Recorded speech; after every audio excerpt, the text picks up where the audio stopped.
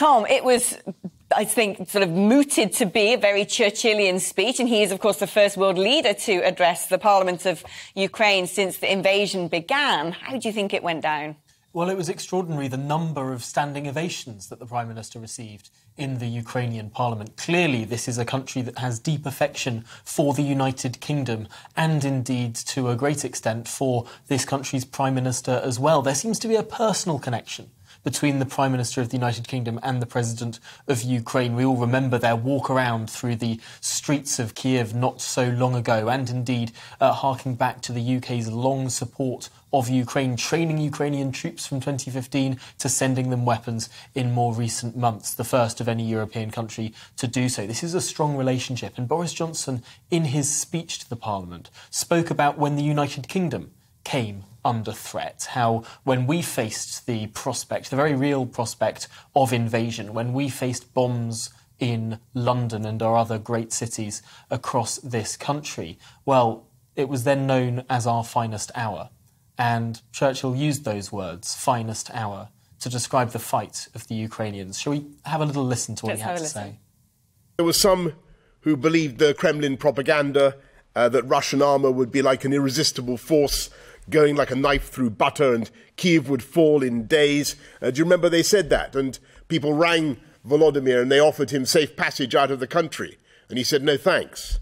And they said that this Rada of yours would have to be reformed outside Ukraine, maybe even in Poland or in London, perhaps. And I refused to believe it. And today you have proved them completely wrong.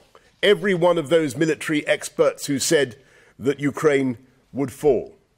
And even in the parts of Ukraine that were temporarily captured, your populations, your indomitable populations, turned out to protest day after day. And though your soldiers were always outnumbered, 3-1 it is now, they fought with the courage and the energy of lions. And you've beaten them back from Kiev. You have exploded the myth of Putin's invincibility. Well, Tom, I understand as well there's been an announcement from the UK government that we are set to send an extra £300 million worth of support to Kiev.